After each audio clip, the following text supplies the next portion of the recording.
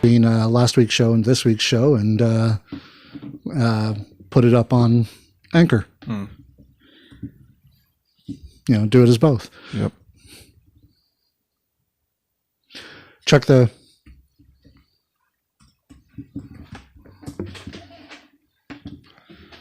Because remember, it's literally a minute and 37 seconds. Are we already streaming? Probably. It's on us? No intro? No. Oh, great. These Yeah. are just finished.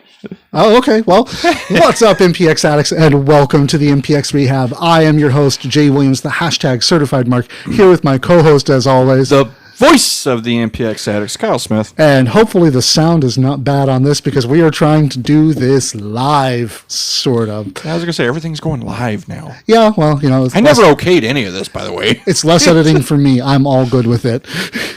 But MPX's Cold Day in Hell. Yeah, which the title of this show is very misleading, I think. What? Oh, Cold Day in Hell, and then the next one's Frozen. Kind of misleading if you're going to think what thinks happens. Hey, maybe we get Elsa O'Mara back. Yeah, I'm hoping, but we'll see.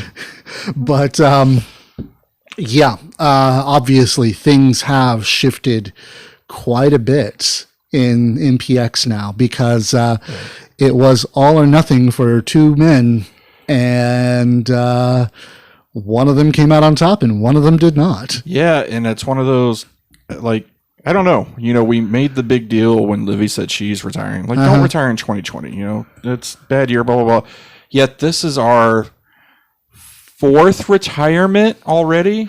I know of 3 this year alone, and then a year ago, like almost to the day, Hardakis retired. Right, and then so this year we've had Baby D, Jamie, Livy, and then we're coming Wes like as we're also, well. you know, Wes, Frankie. Frankie. Just after. I mean, there's just it's like, man, why 2020? And especially ones that are still so good. 2020 is a year of loss. Like, Wes was on such a roll, and like I said, to me, I thought he was one of the most creative minds we had in wrestling. That is hands down the absolute truth. And then you had Baby D, who's the top female wrestler in Texas. And I still think to this day, even with her retired, she's the top female wrestler in Texas. Oh, yeah, definitely. And then you got Jamie, who is the best manager, not only all in Texas, but all of wrestling to me right now, currently. Oh, yeah. And then they retire as well. And it's like, what?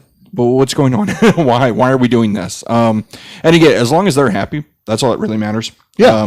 You know, as a friend and personal acquaintance, that's all I want for them. Now, as a fan, I will be selfish and be like, no, I don't want you to go.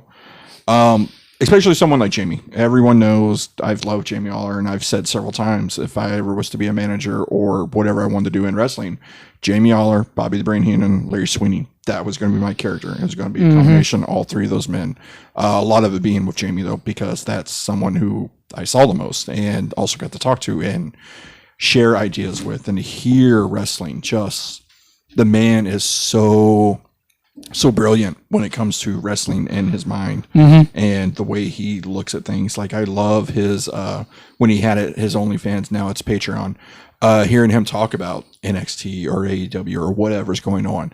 Just the man's a genius when it comes to wrestling, and it's something that's greatly going to be missed. I'm extremely happy for him and Stacy, Baby D, because they, you know, are 2 great people that finally found each other. And we had all called it long time ago. Yeah. And as Jamie even said in the ring, he waited till he couldn't wait any longer. He resisted it as long as he could because he was worried and scared of being hurt, which I get that. I really get that. Yeah. But eventually he just couldn't resist it anymore. And he and Baby D, or he and Stacy, are a very happy couple. Yes. And we're happy for them. Any real fan of the people is going to be happy for them. And I'll be honest, in wrestling, getting out of it probably is going to be the best thing for them, because we hear so many things about wrestling and wrestling couples. All the horror stories of just relationships everything gone in general. wrong. Yeah. So getting out for both of them is probably the best thing. And again, like I said, as long as they're happy and as long as they're doing well in life, that's all that really matters. So to Jamie, thank you for all the years of entertainment. Yep. Thank you for the talks we've had personally. Thanks for, honestly, I mean, he helped us a lot in the early shows, even just coming out and berating you or berating me or whatever. That that's what got us a lot of attention at first. Yeah, no, it's like, honestly, it's like I talk about Tony Snow a lot and how he was one of the first guys to, really take me seriously and do me a favor and help me, expand and everything like that. But the first guy actually in the business to take me seriously, to say, okay, well, if you're going to do this, I'm going to play off it just as much as you play off of me, was Jamie Aller as head of creative. And, it's like, here I am trying to play the reporter, taking Power to task and everything like that.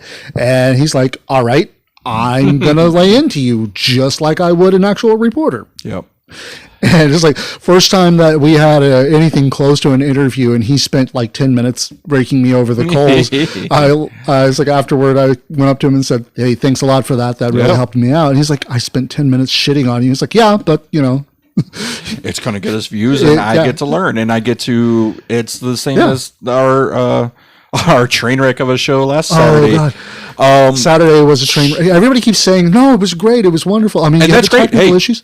Oh, if they like it, that's all that really matters. It is. I learned that from a wrestler long ago. I was it is the fourth most viewed video on our channel. Like, I learned that from a wrestler long ago. I was like, oh, I really like this match. Oh, I hated it. But hey, you're a fan and you liked it. That's all that matters. Yeah, absolutely. And that's the same. As long as fans liked it, it's cool. Yeah. I personally thought it was a train wreck and a mess, and I didn't like it. But I nearly had an emotional breakdown afterward, because it's like we had a whole bunch of technical behind the scenes stress, and then the first thing that happens is Jamie spends nearly 10 minutes crapping on me, and then you and everybody else decide you're going to be in asshole mode for the rest of the night. Yeah.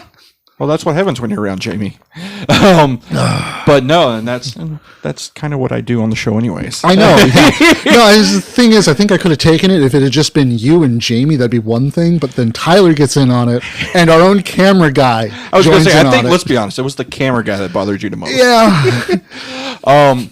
But no, and that was the thing when Jamie always came out. It was the improvisation. And because it's one of those things, like we said, Jamie is the best on the mic. And if you can just not even keep up with Jamie, but if you can stay right with him, you're pretty good. And I always felt that I obviously can't keep up with him, but I felt I was right there with him a lot. I don't know very many people who can actually keep up with him. Like I said, him and Tatum, I would have loved to seen a longer thing with, because I think Tatum is one of the only few that maybe be able to keep up and quip. As if I didn't have enough to be jealous of him over.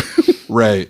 But yeah, I mean, I always, like I said, I couldn't keep up with him, but I felt like I was enough there with him that I could hang. So I always loved having him. It also helped that he was, you were more often than not on his side. Right. No, yeah, going against him, I doubt. Because let me tell you, going against him, if you're not mentally prepared for that, if you're not 100% ready to go, you're going to stand there for 10 minutes, just trying not to, get angry.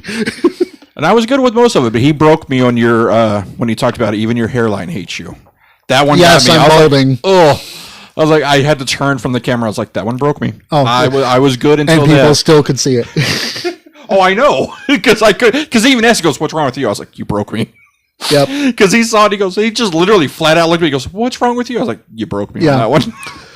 But no, honestly, it's like Mainline Live. It's like, I really do hope that was our worst show ever. I think it will be. And if not, hey, people liked it. Cool. Let's go with it. I mean, heck, if it gets us more views, I'm all for it. Yeah. Because like I said, I personally, and again, we're still trying to figure out what we want to do, because there's a lot we were going to try to implement that, just got thrown off immediately. The talking over each other, we were going to try to cut back on. We were going to try more but you were stuck in asshole mode. Well, of course. And that is me in general. You can ask my wife. I talk over everyone. It's just what I do, because I want to be sure I get my point across. My point is important, damn it. And I thought I did that too, but apparently I'm not as good at that. But apparently I forgot you cower like a beaten wife is what we were told. Something like that. I was like, do I? I mean, if I do, if other people see that, then fine. We've also been told that you should be the face, I should be the heel, because that one still cracks me up every time. And I'm just like, I get where she was coming from on that, but at the same time, I'm trying to play the straight-laced reporter type, I can't do that. And you're the color commentator, so you're supposed to be more colorful, whereas I'm supposed to be the straight man. Right. It's like, and I break it a lot because I can't help it. I have a sense of humor that just people cringe at, and it's like, I don't know. But no, it's there were a lot of things we were going to try. We were going to try less talking over. We were going to try more of a really quick recap here and there. I even made those cue cards because I wanted us to be able to me not have my phone in my hand and having to look down away from the camera. Both are not professional. You have to memorize it. Yeah, apparently not. You have to memorize it. News stations had been using those for like ever, really. No, fun. Well, I hope you remember all the matches because apparently my notes disappeared. Okay, cool. Let's see. Match number 1. Match number 1. I remember that one because that was the one that we did 3 times because you did not want to talk about it and it kept getting talked about. Oh, yeah, the clown. Magnificent Malico versus Exodus Prime. Malino. And the thing is, I heard that being chanted in the crowd too. Thank you. That was probably just me.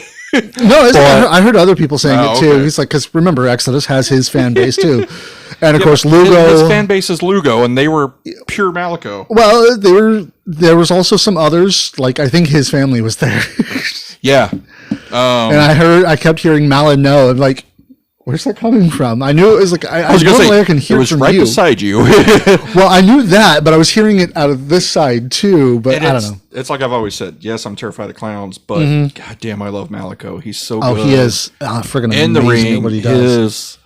Even though watching his vignettes and promos terrify me because he does the weird eye thing and the laugh and all that. It's good.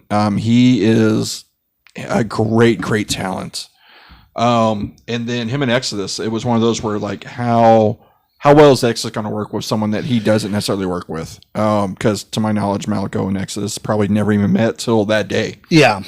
And they put together a really good match. And they both knew each other very well. You saw Exodus block Malico's little, sit on the ropes, laugh at him and kick. That was great. He blocked that was really good. And then, Malico blocking some Exodus stuff. It was a really good match for, like I said, for 2 men who have never met till that day that I know of. The chemistry was there. Yeah, definitely. And it's like it really did look like Malico was going to get the win on this one. Everybody was expecting it, and then in comes Dexter, who had specifically said he was not going to come make an appearance until January. And he made an appearance just to, no, I killed the clown. He promised me clowns are gone. We're clown free. He tried.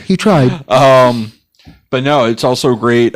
Again, that's great use of social media for Dexter.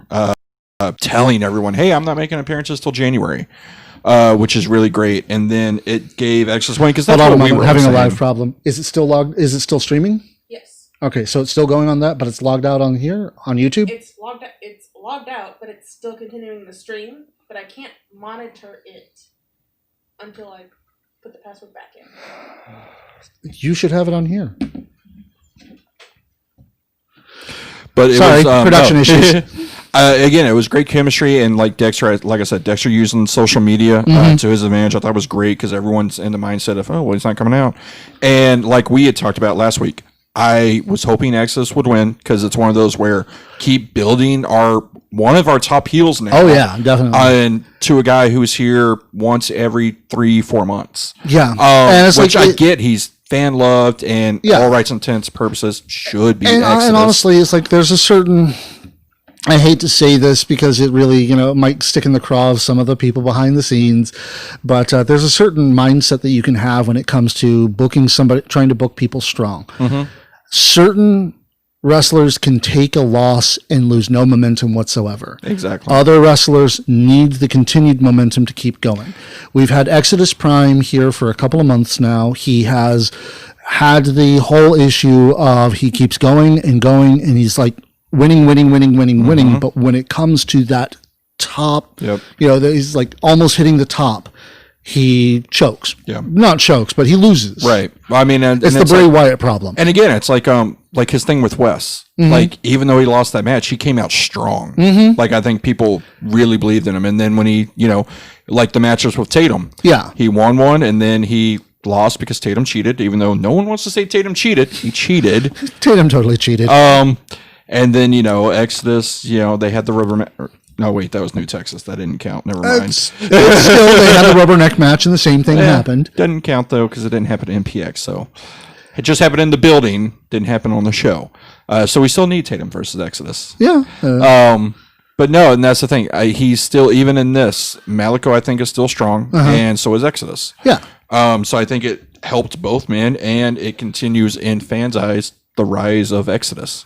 Yeah. So like I said, I'm all for it. I thought it was great. And again, I thought it was very clever of Dexter to use his social media knowledge and power to be like, to get it out of people's minds. Because I think we even brought that up on our show. We're like, him and Dexter, Malico isn't supposed to be here. Dexter got rid of him, blah, blah, blah. Maybe Dexter will come out. And then it was shortly after that. No, I'm not making appearances until January. So. Yeah. Wow. Hey, it went pretty well for him. Yeah. It's like people didn't expect Dexter to come out like that. When he did, they lost their minds, especially since he screwed over the fan favorite and everything like that. So, that worked out really, really well. Yep.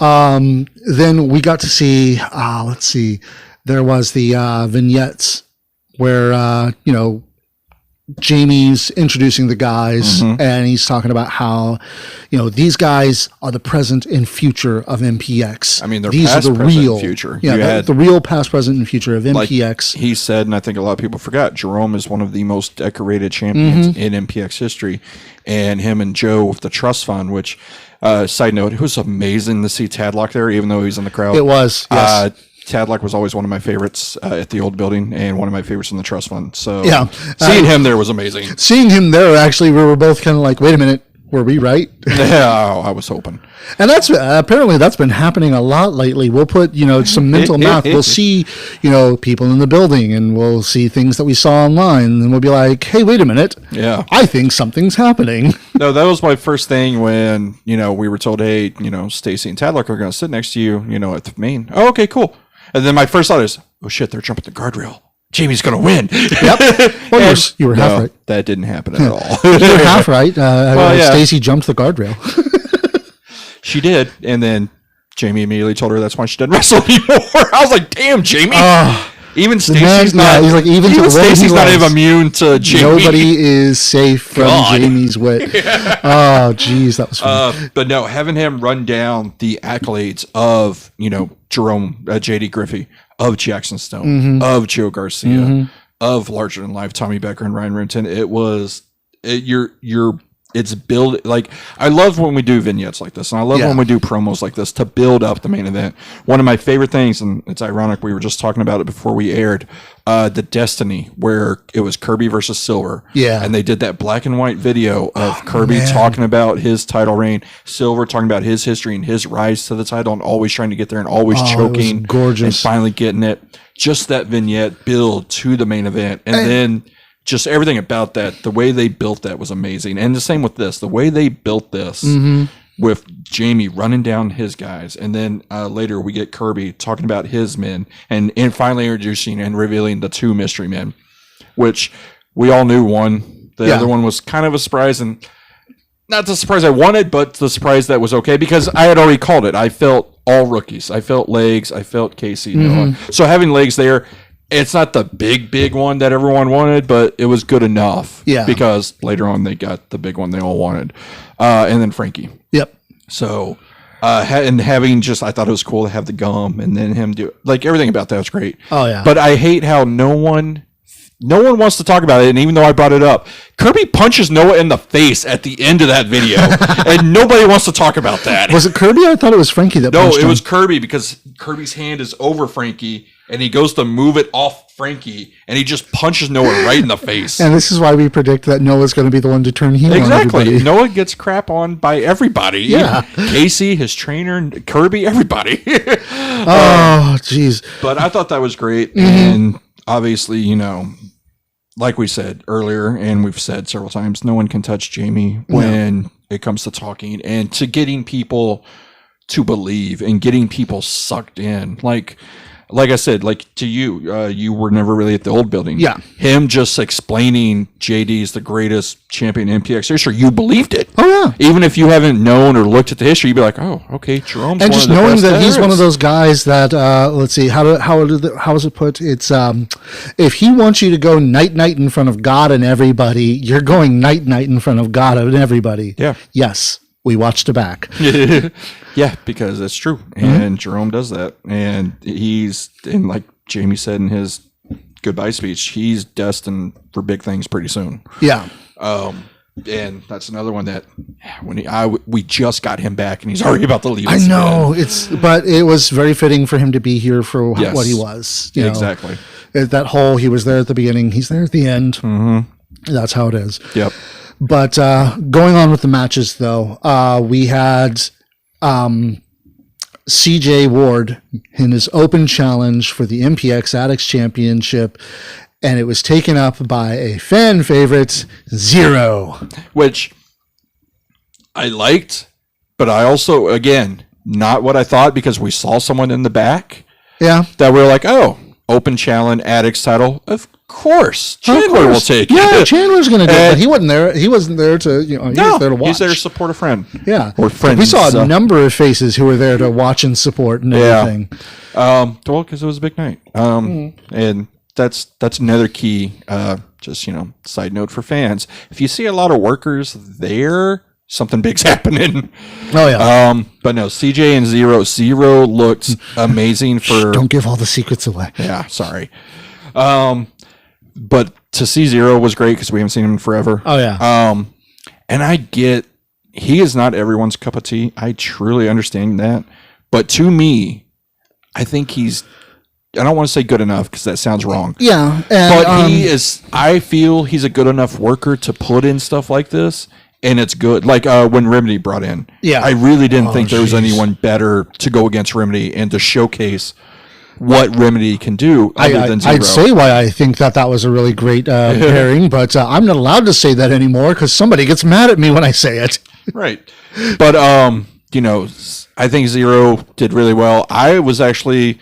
Part of me thought, holy crap, what if Zero actually wins? Because it's like, it was one of those things where CJ came in and he was like, oh yeah, I'm going to win this in like 10 He's seconds. He's all cocky, blah, blah, blah. And Zero just lays into him straight out of the gate. And it's like, oh my God, is Zero going to take this? And you could hear the crowd was behind that idea too. And that's the other thing. Like, despite how good people think he is in the ring or not, listen to the crowd. Yeah. Like, it honestly, some of the greatest wrestlers, look at, some of the greatest wrestlers in history. They weren't... Ultimate Warrior was not good. No. But he had good crowd reaction. Not that... I mean, heck, Hulk Hogan, if I'm being perfectly honest, was not the greatest. Watch his Japan stuff. He's amazing. He really is. But if you watch him in the WWF, that's because WCW... He had a style. He knew what sold, and he knew what made money. Yeah, it's like people give John Cena shit for the 5 moves of doom, Same but, thing. it's like... He knew what made money. He knew what he was told to do. Yeah. And... But yeah, you're supposed to be doing that.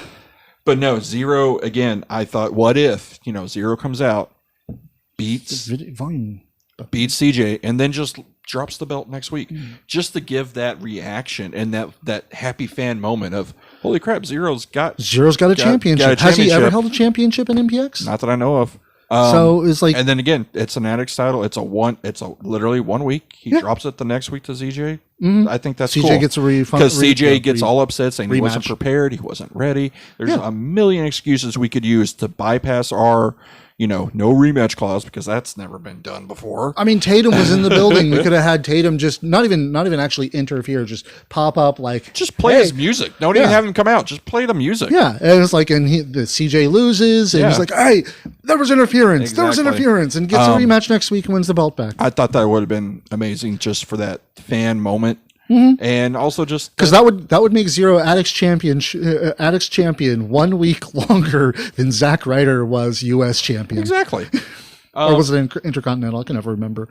It was so short. No, it was Intercontinental. Intercontinental. It was, I see, because it was right after WrestleMania. It was WrestleMania. 32. I was there when he won it. Yep. I lost my mind when he won it. He drops it Monday, anyways, which was stupid.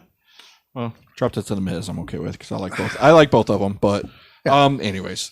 Side note. No, but CJ, again, I thought it was a good match. Yeah. CJ is one of those, again, I think fans need to take a different look at and just realize how good he is in the ring, how technical he is, and everything about it. But again, like I said, I think Zero is good enough, and I hate saying that, but he's good that we should be using him a lot more than we do, and that the fans, like I said, the fans are behind him. Well, now he's Addicts champion.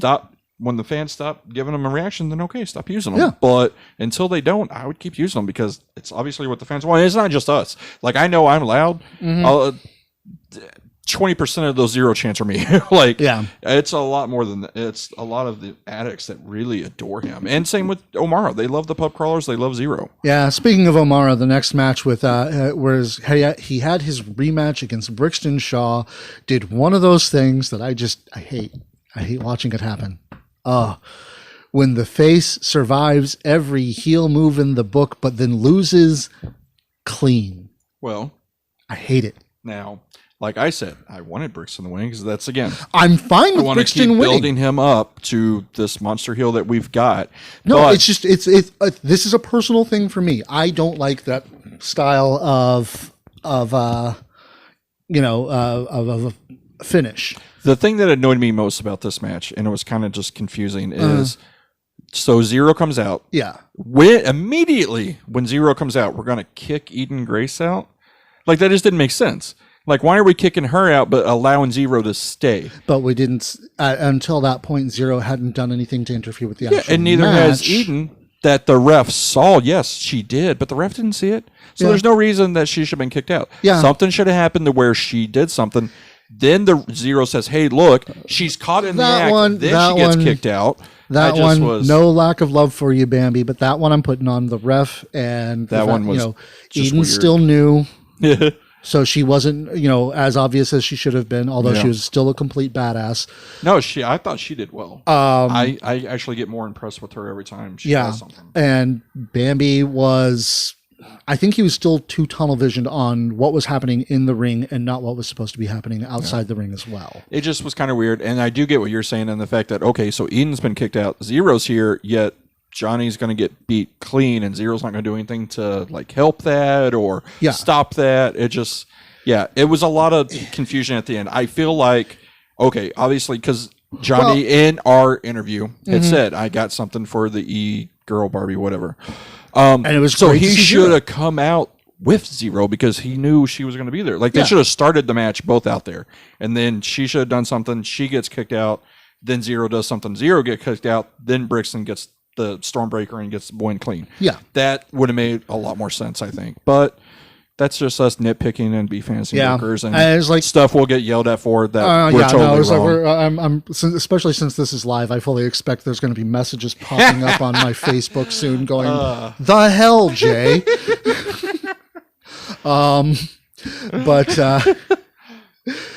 It's like the match itself was still pretty good because Johnny's a hell of a worker. Brixton is fucking amazing. Yeah, he is. And it's one of those where, like you had said, I think before the match started, you're like, I really hope Johnny does more. Yeah. And he did. And Johnny did. They both went back and forth and it was really good. Like I said, it was a good match. Like I said, I was impressed with Eden. I feel she gets better every time we've seen her. She's getting more confidence. That's one of the She's getting more ones. Confidence, and she still has the shit out of him, and she's she flinched a little, but not a lot. It's like she's doing better about owning that. Which but my favorite it was right to the ear, and all I could think of was Fight Club. Like, ow, my fucking ear! You punched me in the ear. Yeah. Well, shit. I'm sorry. I've never done this before. It's just that was the only thing that ran through my head. But no, like I said, I enjoyed it. I want to see more of her, and I want to see her with not necessarily a stable, but maybe more people. Maybe give her more people to represent. Yeah. I think she would do well with a team of guys or such that would just, I don't know, new heel faction. We just lost the Gold Club or Golden Boys or whatever we want to call them. All are incorporated, all are unlimited. Yeah. So that's the thing. So you've got I mean, she could come in with the tag team. She can have another singles guy. And, and again, that was always kind of my idea. I wanted a stable, like the Heenan family that never interacted with each other. Yes, I manage 8 different people, but they're not and as stable. and we got that with They Aller don't at the come out. beginning of it, but then Right. it was all leading up to this. It was all leading up to so- this, and it was leading up to Purple Rain, and Yeah. Jackson ended up, and Joe becoming more of a stable. Mhm. But yeah, I would love, just an idea of her managing different people. Tag team. It would be great. Even if it's tag teams, they're only doing one-offs. Like say UFC comes in again, have her just do them for one time. Yeah. I mean, and just have her, cut a promo of like she's trying to eye talent, or she's bringing them in, Or if they like that. decide they're going to turn the rookies heel out of nowhere and everything like that, she can manage them. I don't know. Yeah, have her get in Noah's ear and turn Noah heel. Yeah. She, That's she an idea. used her feminine wiles, and he's infatuated or whatever. God, it happens all the time in wrestling. Yeah, it would work. I know, but it's just like when you say it out loud, it sounds so much worse. I already said she reminds me of Alexander York. She might as well just remind me of Terry Reynolds as well. And she, she Yeah. brought down the Hardy Boys and stuff. True. So- But let's see. Then after that, we got the return of Jason Silver as he took on Mars Lewis. And if you thought Eden's slap to Johnny's face was bad, jeez, 450 knees to the face. To the I face. thought that was his. I thought that was his foot. I thought it was knees. I don't know. Yeah, I don't know. All I know is Mars's jaw, if not broken, is severely sore. Yeah, it's like some part of Mars's face was not happy after that match. Which also I thought it was Purple Texas, not the purple side of Louisville. I was very confused by that. I know. It's like Because I purple said side of it- Louisville. That's where I'm from, isn't it? And I said it in our thing. I was like, that's not a side I don't think I should go to. Yeah. And I thought it was really great. Purple side of Louisville. He's got purple gear. Let's do his lights in green. Let's do his video in green. Like, it was just kind of weird. I get purple's MPX color, so yeah, let's not do purple. But Yeah. I mean, when he's from Purple, Texas, and he's got purple gear, can we not just give him purple lights and a purple? Yeah. Trump? I mean, it's like almost you want to make Mars the one of the mascots of MPX at that point. Yeah. And again, we're gonna get yelled at probably for nitpicking things like that. We have to keep the lights a certain way, guys. Shut up. I know.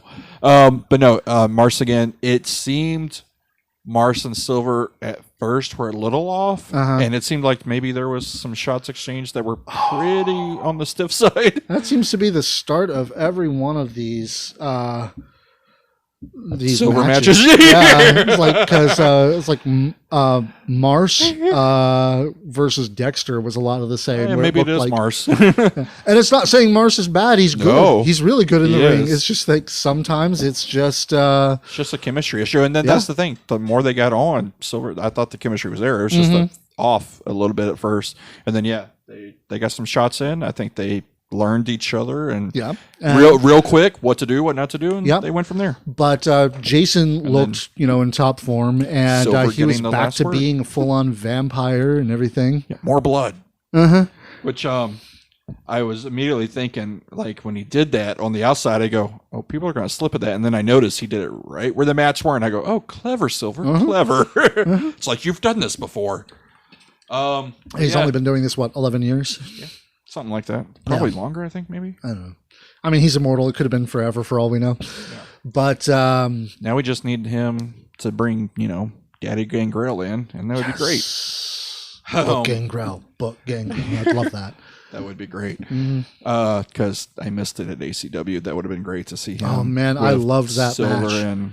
and Sky. It's like I wanted to see Davey Boy Jr. for a while. I liked that.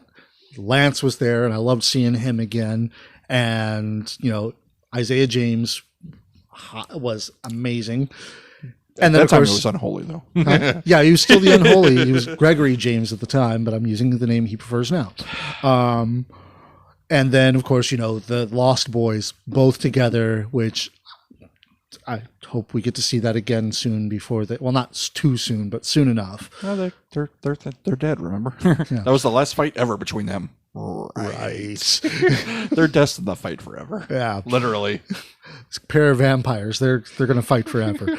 And Gangrel. And seeing Gangrel was just so awesome.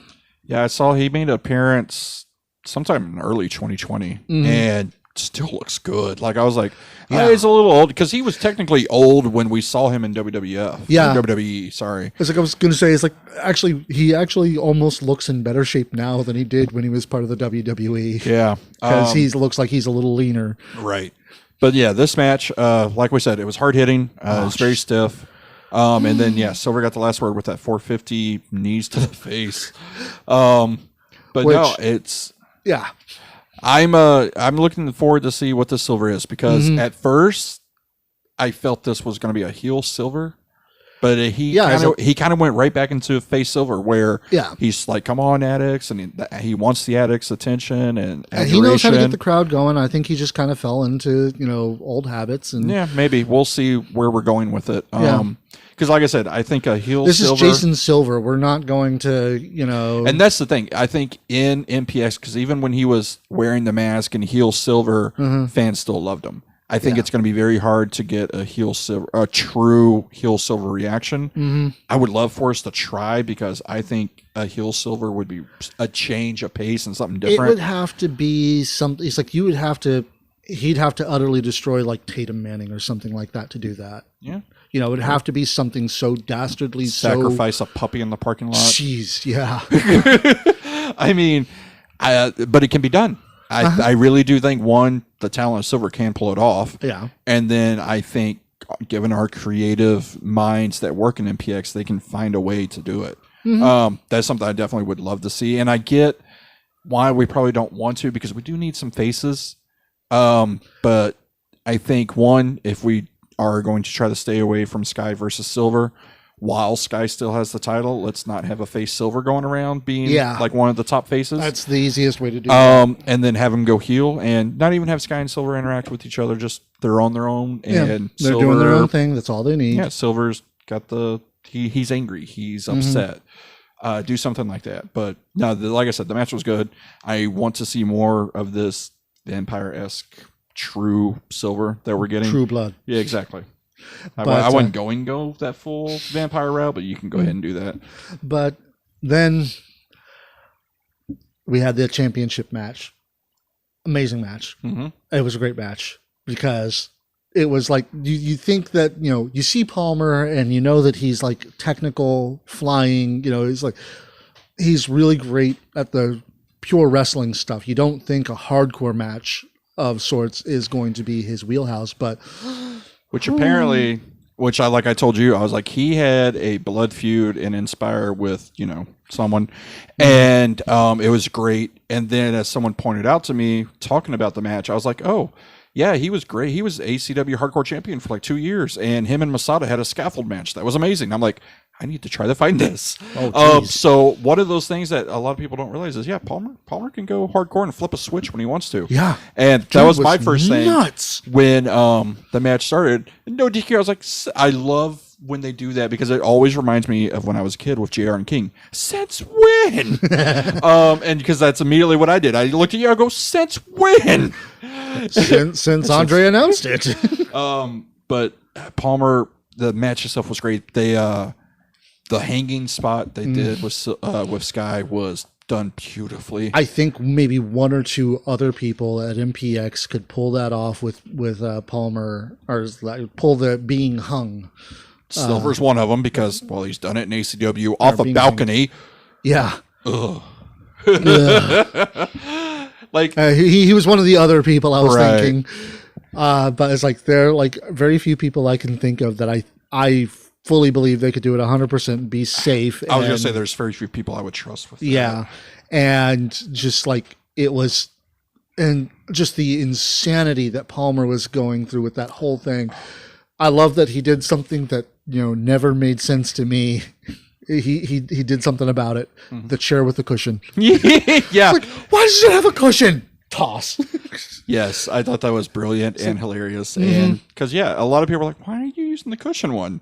Which, and ironically, probably hurts more. Probably. But no, and it's one of those things, like I kept saying, I was like, why does Sky not have Star? Like, come on. Bring Star. That was the one thing that was truly missing from this. But the match itself was great. I loved the finish. One, I was terrified of the ladder spot, because I thought Sky's leg folded underneath it. Apparently he was fine. Yeah. The barbed wire bat, Palmer swung for the fucking fence on that one to the shoulder. Oh, yeah. But no, I love the finish of the spear to the ladder, the pull out, and then immediately hooked Death by Stereo 1, 2, 3. I was like, holy shit. That was because impressive. it was out of nowhere, really. And it's one of those things where it's, okay, he's beating Wes clean. He's beating Dimitri clean. He's beating Palmer clean. This solidifies Sky as a true champion. And it's like he's doing all this, like in hardcore, yes, but it's not.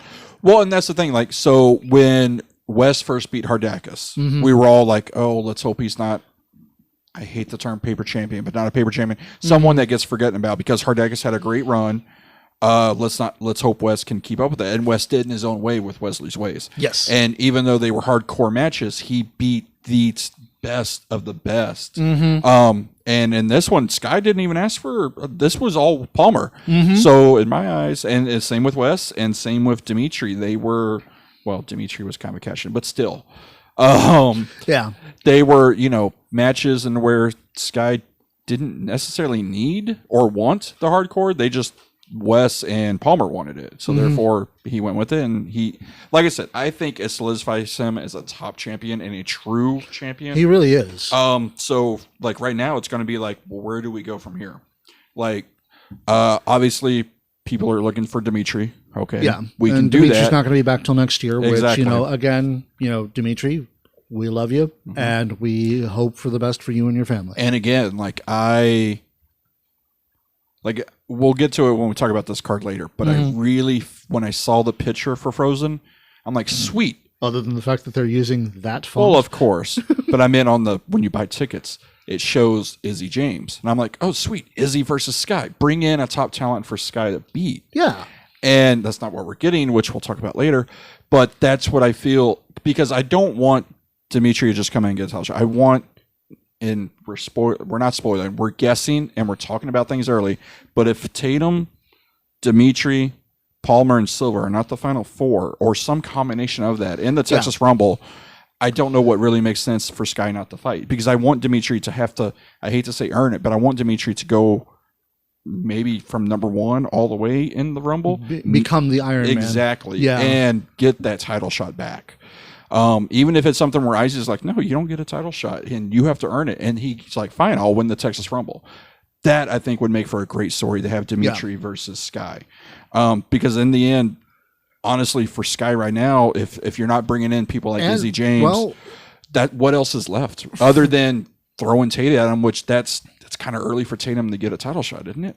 I don't know. I mean, you heard what Kirby said when Tatum talked to him and was wishing him luck earlier on. It's like, if Tatum putting his heart out there and everything like that. Kirby saying, if we win, if we survive this, if it's still in my hands, then we'll talk about you getting a title shot afterward and everything. And with the next match, we'll the 5-on-5, the ultimate surrender match. I mean, it's like we talked about the aftermath already, but the match itself, holy crap. Which I liked the variation of the rules. I liked how 2 men started, and then instead of the one man comes out, they get to someone dominate gets for an 2 advantage. minutes. Someone gets an advantage, and then someone else. Yeah.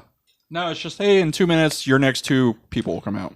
Because but as soon as still, it happened, they took advantage of it in their own ways. It worked out. Because that was the thing. Like, because I guess I missed that announcement or didn't understand when they announced it. Because Jackson and Casey start. Yeah.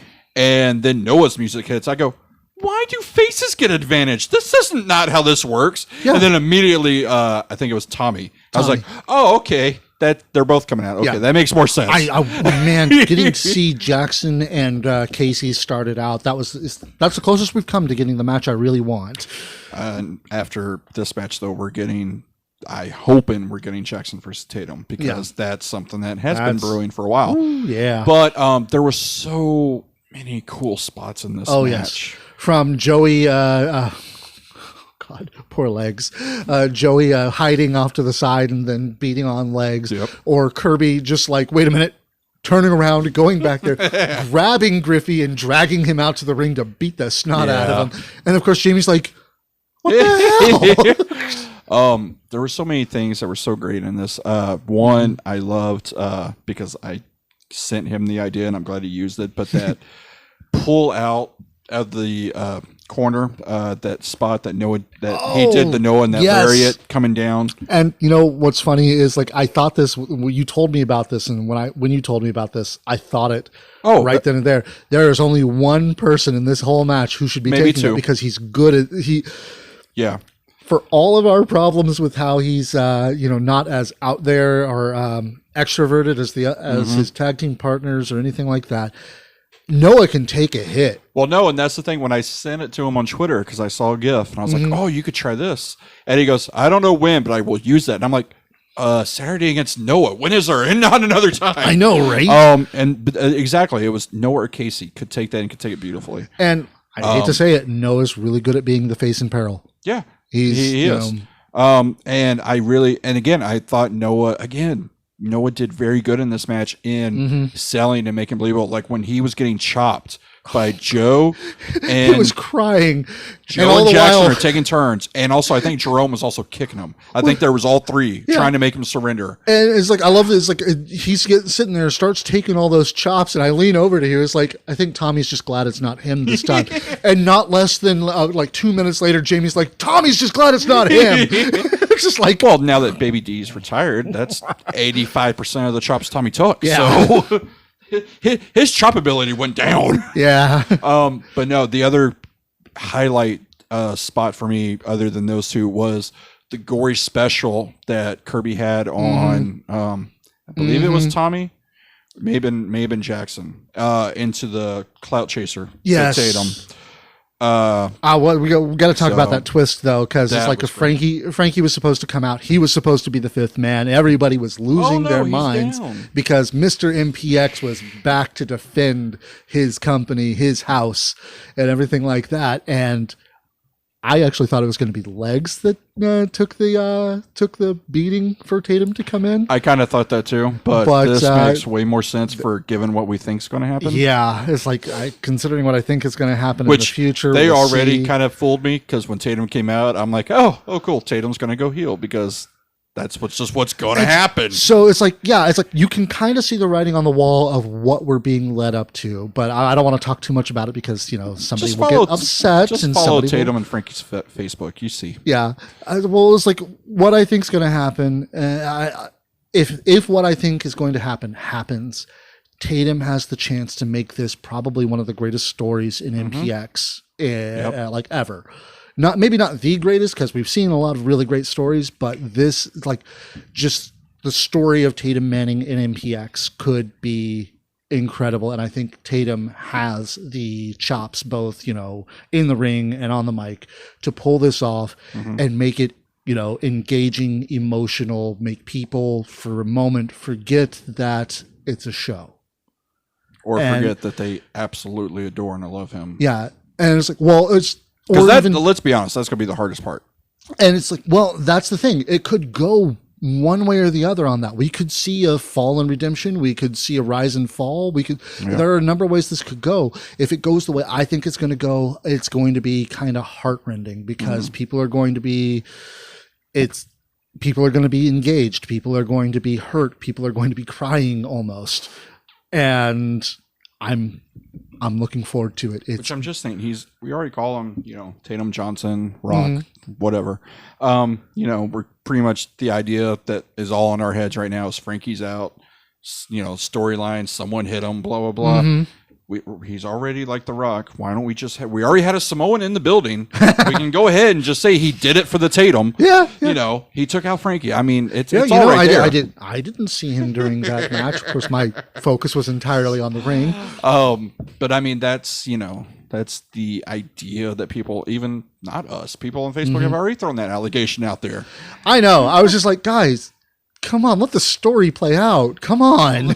Because I think we even said it on our show. I was like, what? Something could have... Because I think you said he got attacked. I said Frankie got attacked. I never even intimated who it was because my whole thing is like, I'm going to play this to the hilt. Well, no, and that was the thing. I believe in Tatum Manning. Because I wasn't even saying that it was Tatum. I was like, that's an allegation for us. Or what if he just slipped and fell? What if something fell off the roof? You don't know. Why are you saying he was attacked? Yeah, true. It's like Jamie trying to get an advantage. It didn't work. Tatum was there to step up. That's what made me do it. I was like, why are you blaming Jamie? Jamie wasn't there. He could have slipped and fell. Yeah. I was like, I know there's a reason I said that. Yeah. But no, and that's the thing is the storyline is going to be really good and it's going to be engaging because we could all be wrong. It could not be leading to what we think it's going to lead to. Yeah, it could just be something completely different. We get a blow off and move on. Yeah. Which actually I think would be a little disappointing, but that's me. We'll see. But again, we saw, Tatum come out in jeans. Like he said on our show, he wasn't ready. He just was there. Yeah. He happened to be at the right place at the right time when Kirby needed him. He stepped up when MPX needed him and most. he's apparently a faction killer. Oh, yeah. So I guess we can blame him for getting rid of Jamie.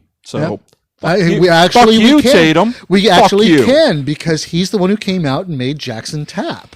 In jeans. In jeans, no less. Yeah. So, hey, it's all Tatum's fault. Hashtag fuck you, Tatum.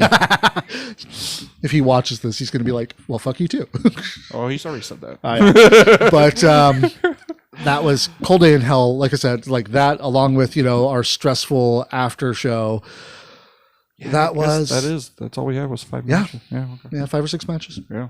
Because the Ultimate Surrender match was going to be like, already going to be like 20 minutes on its own. Sky and Palmer went good too. So, yeah.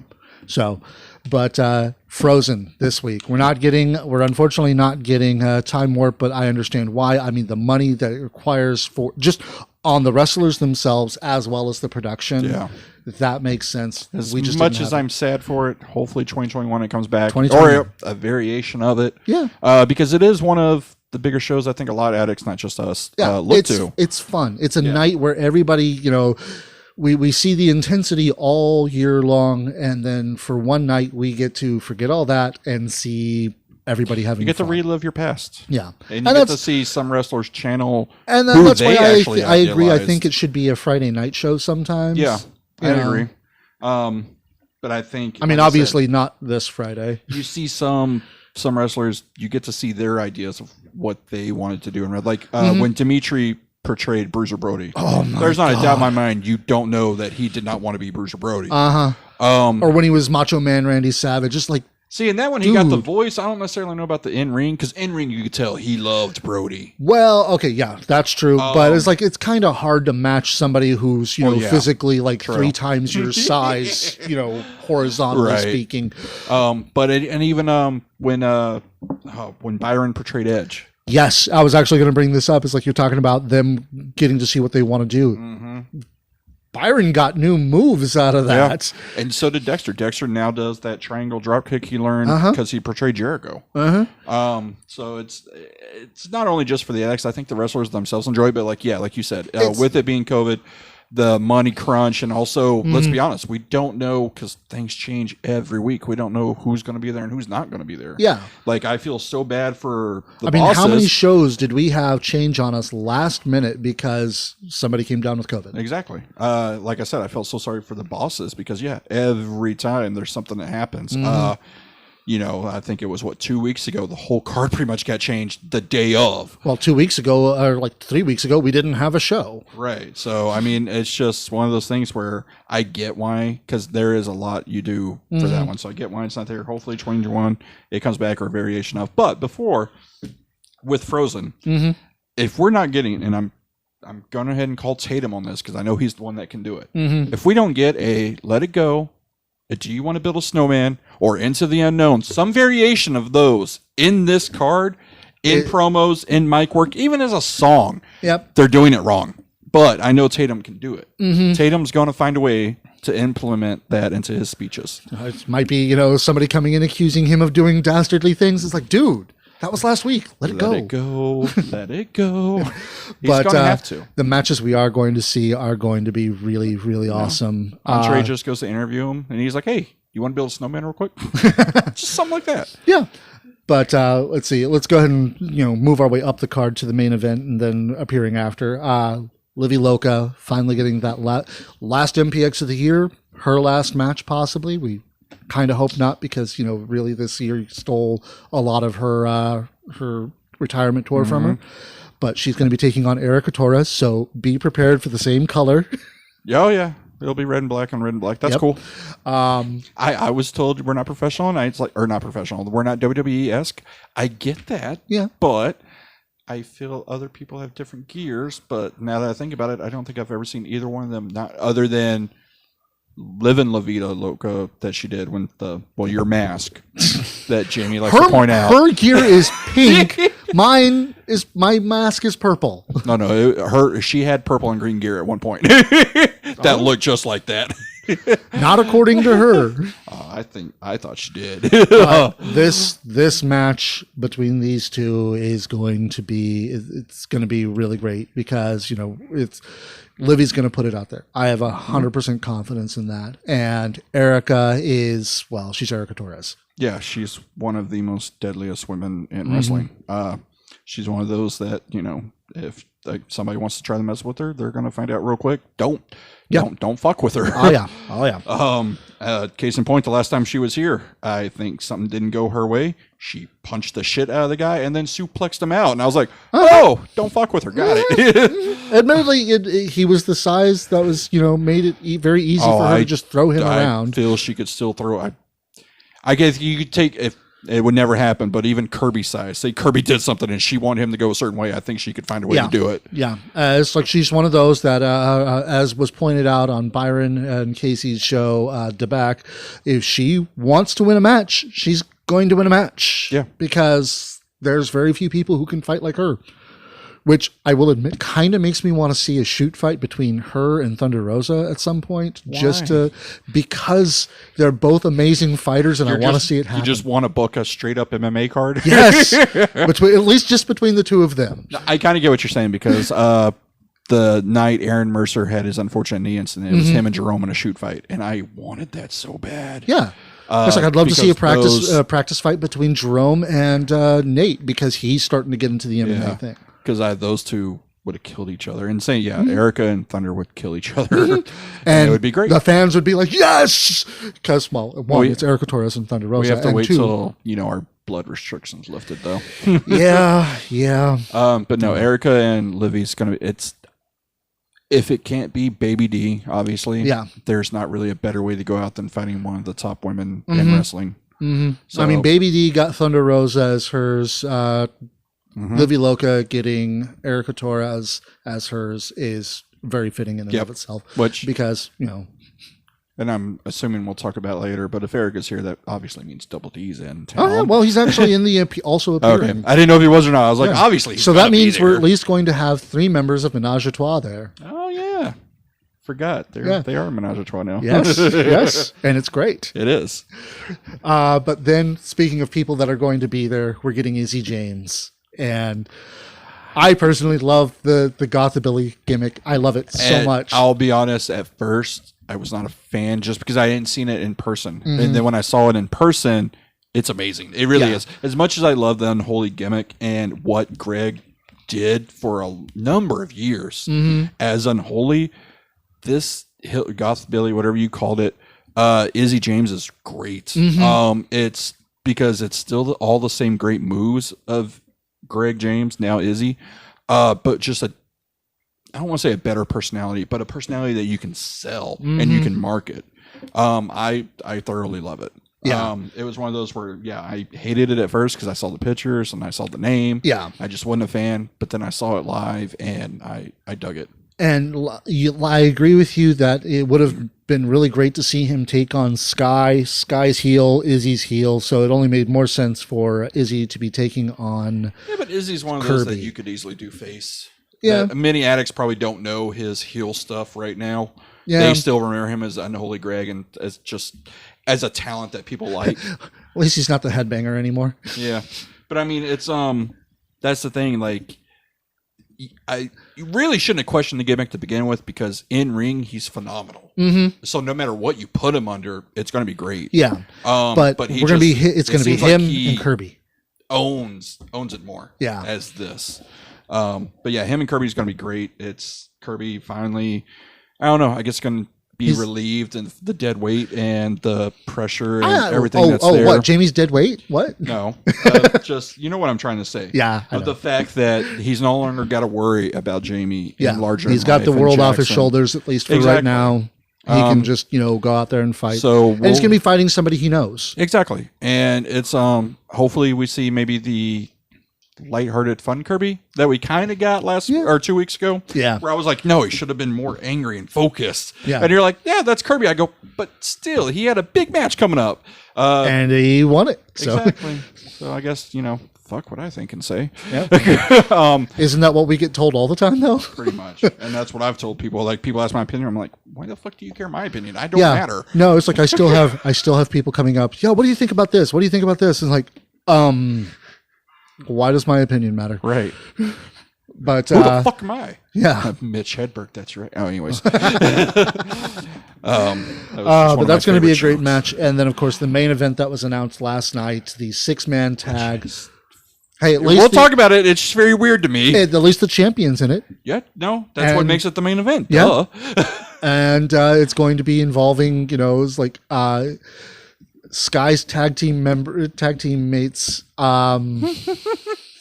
I don't know how he's going to get along with them. I know. It's like I'm playing it off as Sebastian Envy directing his first horror movie. I was going to ask you. MPX. I was like, does Envy have horror experience in this? I think so, but I think it's I mean, let's be honest. This is going to be a straight up grindhouse flick. It really would. Envy and Exodus make total sense to be together. Yes, that makes perfect sense. You've got a star and a director. It's perfect. The movies, video games, they love and it. it's like, yeah, especially since he's a geek too. And then you just got Sky with him, and it's kind of like, I don't know how this is going to work. It's going to be a horror movie.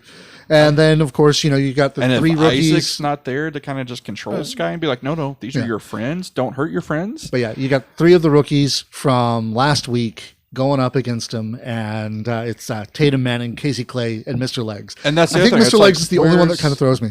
Well, yeah, because where's Noah? Yeah. Why is Noah? I mean, he's going to be there, but he's not going to be. Oh, is he? Yeah. Okay, I was going to say, did his chest cave in? Is he out? What's going on? He's injured. But so it's like, I don't know. It's like I said, Legs is the only one that throws me on this. Yeah, it all kind of throws me. I mean, I get we're pushing Tatum and Sky already. Yeah. So I get that aspect.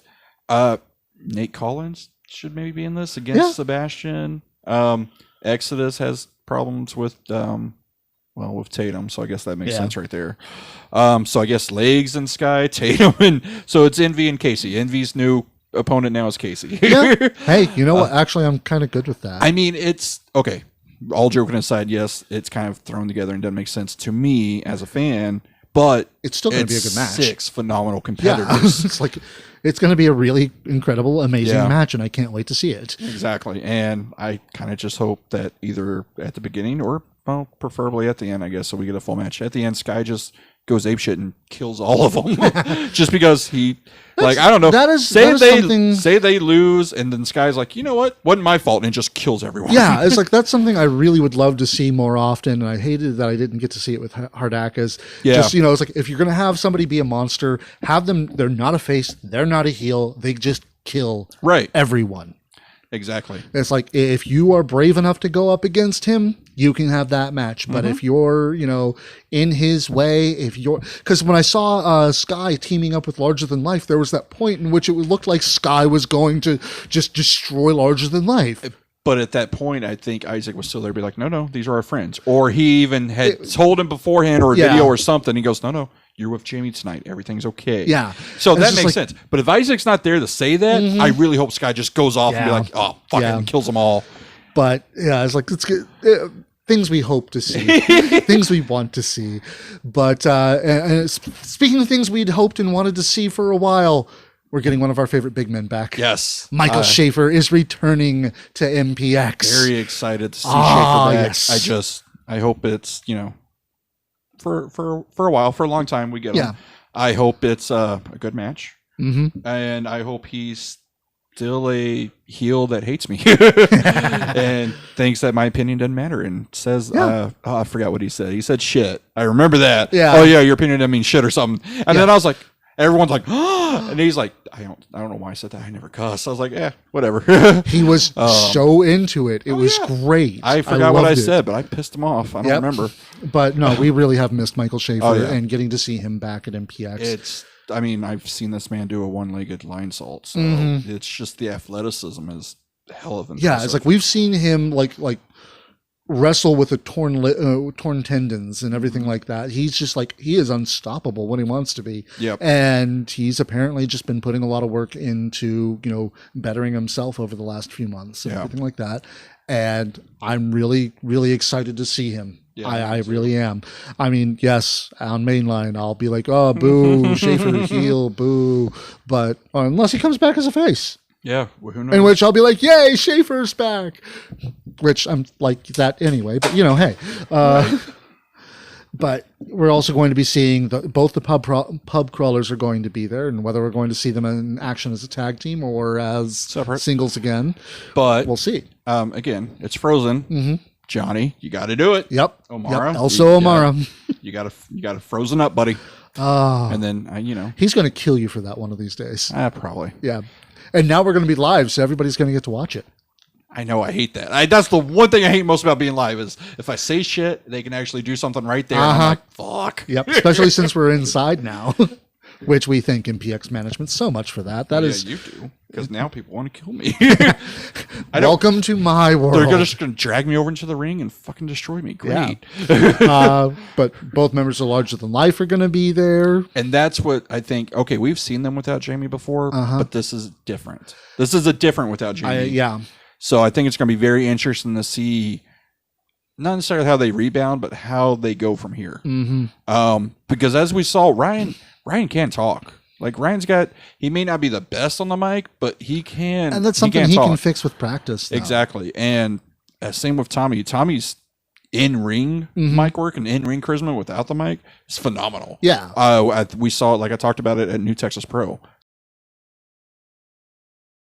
All the time. Mm-hmm. That Tommy was a phenomenal. And like I said, I thought he was the MVP of the tapings both days. Yeah. But to see them kind of break out without Jamie, to see where they go from here. I believe Jamie when he says that they don't need him anymore, but it will be very, very different. It's going to be different because, like we had always said, Jackson and Jamie together was just like Heyman and Punk. Yeah. Neither one of them needed each other, but it was just, let's put them together and it's fun. Yeah. For the longest time, they did need Jamie, and now they don't. And it's, like I said, it's going to be different to see where we go from here. Mm-hmm. Eventually, and it doesn't have to be immediate, obviously, eventually I would like to, and I hate because that would be a third name change for them, but go away from Larger Than Life. Just because that's always going to be tied with Jamie, I think, now. Yeah, I mean, it's like after Dave got ejected from the group because of the Alone in the Dark match, they became Larger Than Life from the Impact players. Alone in the Dark match. I know, it destroys families, man. And we'll see it next October. Yep. And I'm looking forward to it too. But it's like I don't know if they need to. It's not that they need to. It's just one of those where it's like, because I love the name. It's great. Yeah. And it's a cool little catchphrase you can tag on things, but it's a cool tag team name. Yeah. It's just one of those where, man, I think it's going to be tied to Jamie quite a bit. It's kind of like, say when Jamie left and if Trust Fund was still running around, you can't really do that. Yeah. So it's going to be interesting to see, like I said, where they go from here. I'm wondering where Joe's going to go after this. I mean, it's like, I really want to see him around more still, but I don't know. I just maybe Joe and Eden would be a good pairing. It'd be different. Hey, team up Brixton and Joe. Yeah. It would be different. Or Joe hasn't been a face in MPX in a while. Maybe try that. It would be very hard after this. Can he be a face? Yeah, he was remember when the Impact players were born, he was on the face team. It was him and James Johnson. And that was like just before me. So. Oh, okay. Yeah, it was him, James Johnson, and someone else before. Yeah. Like he can play a babyface.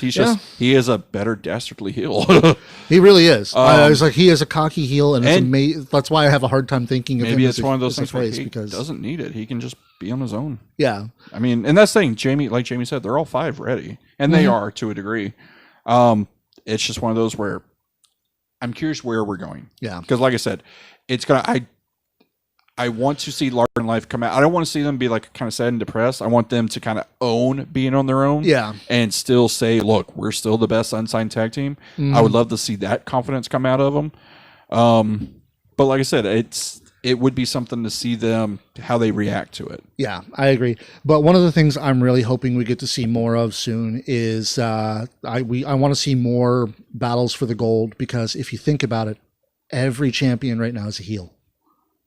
Yeah. There's no division between it. Eventually we'll get a prospect title. So I mean, it's like it's like the prospect title is inactive at the moment. CJ is the Addicts champion. Could have had 0. Yeah. I don't know. Maybe we'll go Johnny next week. Well, then what's 0 going to do? Oh, he's going to be fed to Schaefer, isn't he?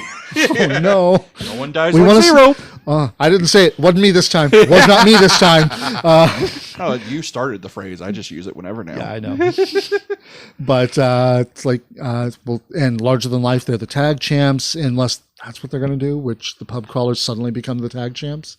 I mean, not the worst possibility, but no, because that was something I had. What was it? Months and months ago. That was something that was kind of thrown together. Pub crawlers make a random appearance against Larger Than Life. They don't have Jamie. Jamie wasn't there. If Pub crawlers would have won that match, win the titles, and then next week just drop them when Jamie is back, it would have made sense, and it's kind of cool. And it's a fun moment for the fans. We could see the same thing. Larger Than Life is reeling from Jamie not being there, and this, they lose the titles to the pub crawlers. Right, of all people, the pub crawlers. Right. Have Zero get the pin. Have Zero get the pin. And they're just like, we really need to figure ourselves out. They just come back all more determined. Yeah. And it just like, or maybe just do a vignette in the back where like Ryan's on the phone or something, and he's like, "Yes, sir. I'm sorry. I don't know what happened." And just, he's talking to Jamie, but he's not. You know what I mean? Yeah. It's like, we don't know who he's talking to, but we're pretty sure it's Jamie. And of course, Sky is the champion, and I don't want to see him lose it until he's not at a least heel. the What are you Rumble. talking about? He's not a heel. What are you talking about? Remember, you just no. said he's you a just monster. Said he's that Isaac's the heel. Isaac's the heel, and as long as Isaac's is fucking phenomenal. I keep Isaac's sending one of the, fucking vignettes. Goddamn. Yeah. No, that was brilliant. Very few people could possibly make their own presence felt and never be there.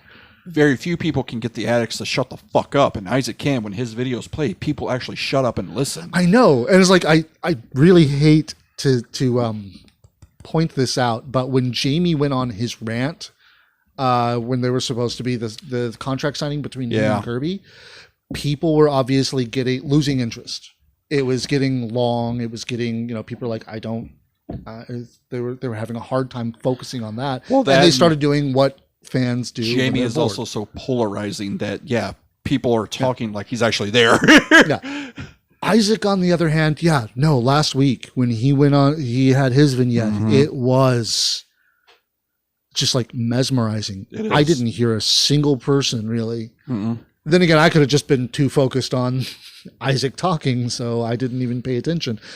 Could be one way or the other. We'll find out on Friday when we watch watch it back. Because I mean, when he talks, with the exception of Melanie, which I think she's learned to shut up during his stuff now. You know what needs to happen at some point? Isaac's just talking, and he stops and he just looks over where she would normally be sitting, and just be like, "Silence, you." But now his stuff, like he was talking that whole spiel about Palmer and how people like Palmer, not necessarily you, but people like you, made Sky the way he is. Just stuff like that. It's like a Sky turning face now. Oh what my the hell? Gosh! And then I mean, it's very like to him being Raven. Really, is what Isaac was kind of getting at. Is like people tormented him as a kid and blah blah blah. Same thing. Like, and now he's taking his revenge on the world as the Texas Chainsaw. Just stuff like that. And then talking about how Palmer, you're cool with your little smart ass remarks of, the praise coming to me and stuff like that. I'm good at this stuff. Just I love, and it goes to Dexter again. But when people use social media, it works. Yeah. Because it's a new tool for promotion. Addicts and fans actually look at it. Like when Palmer said, I'm so good at this, the praise coming to me now. People saw that. So then, of course, Isaac uses it in a promo, and it's brilliant. Yeah. But seriously, I want Isaac talking every week. Yeah. Just send a vignette. Oh, wow. There's a 6-man tag. I don't care what he says. Just send a vignette for it. We're at an hour and 15, so let's go ahead and cut it here. Those of you who are able to watch and everything like that, we thank you so much for joining us. Hopefully, if this works, we'll actually start going live more often. And that way people can get their content sooner. But you realize there's going to be a bigger gap in the content now, But either way, this was great. Did we ever get the King Smoke commercial? No. Damn it, Bambi. I don't know if he actually watches this part. Listen to Yeah, us. it's like, I know he watches Mainline because that's the one he gripes at us about. But Rehab, I don't know if he does that. Yeah, well, we'll talk to him. But yeah, the audio will release on Thursday as usual, so we'll get that taken care of. But either way, Merry Christmas, Merry Christmas, Happy and holidays, Happy Kwanzaa, seasons Hanukkah, beatings. Yule. I've only seen one. Wasn't it Roe? No. Wasn't that their seasons beatings 14 or something like that? Where it was the XV, and I'm like, yeah. I think, excuse me? yeah. Row, ROW. Yeah. You said Row. My first thought was Rogelio. Oh, no. Which, hope he's doing okay. Yeah, no, Rogelio, if you hear this, whatever, if anybody gets this back to him, we hope you're doing okay, man, because, yeah. But either way, it's, we're going to go ahead and sign off here. So, Gotch be with you. See y'all Saturday. Mark out. Press the button. This is going to be, yeah. Who? What? Talking about Isaac. Oh, He's like, he does talk every week. I was like, He does. more. Yes. Want more. Talk Give more. more.